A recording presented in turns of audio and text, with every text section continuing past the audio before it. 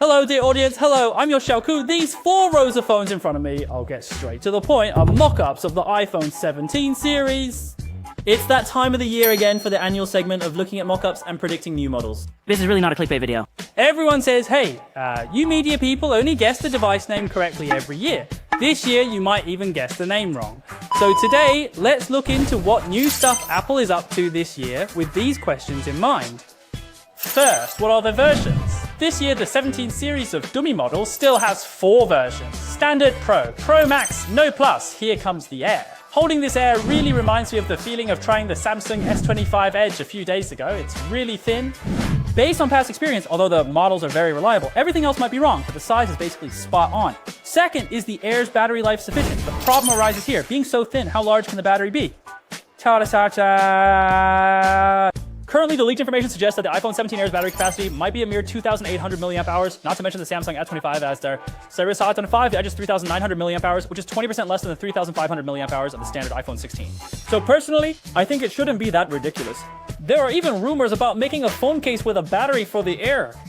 Oh, such a relic. Why not just make a phone without a battery and put the battery in the protective case, eliminating the need for charging? How much investment could that attract? I'd invest in that project. 3. How is the overall exterior design of the whole device? Except for the standard version, which still has a vertical dual camera design, the remaining 3 models all feature this horizontal long strip camera setup, and the Air has only one main camera, blind guess at 48 megapixels. Then this year, the Pro, Pro Max and Air models are all expected to have a dual color design similar to the Mate 60, which is not reflected at all in the model.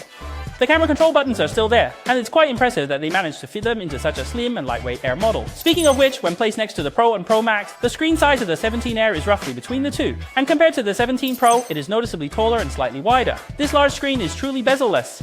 However, we see that the Type-C port at the bottom is positioned lower overall to make room for the screen, and the extender has fewer holes, suggesting that the outer frame's sound quality may be reduced. Moreover, the phone is indeed thinner, but the camera bump is quite prominent. Let's do a classic segment for everyone. The slate is so easy to not get, acting like a frame along the street. Alright, see you when I'm walking tired.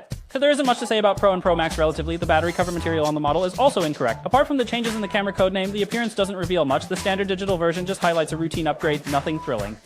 However, there are rumors that this generation will offer high refresh rates across the board. If that's true, then the competitiveness of the standard version will significantly increase. Fourth, could there be an eSIM? There's another detail that's very intriguing, which is that the model of the 17 Air we received doesn't have a slot. This in itself isn't surprising, right? This eSIM issue has been around for years, from watch to pad, one step at a time, and this year it should be time for the phones. Of course, the unexpected point is that both Pro models have a card slot, but the standard version and the Air do not. I can understand Air not having it, but it's quite strange that the standard version doesn't have it either. Anyway, I don't know. Maybe they accidentally used the American version's data and overlooked it, or is Apple really planning something big for the Chinese version this year? 5. New system upgrades bring new names.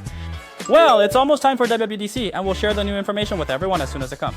However, what I'm most concerned about now is the rumor that they're not releasing iOS 19, but iOS 26. So it seems Apple can't count, right? So, if this generation is the iPhone 17, when we reach 19, will they skip the number 9 like they did with the iPhone 10 in those days? Or will it, like the iPhone 10 back then, bring real innovation rather than a regular iteration?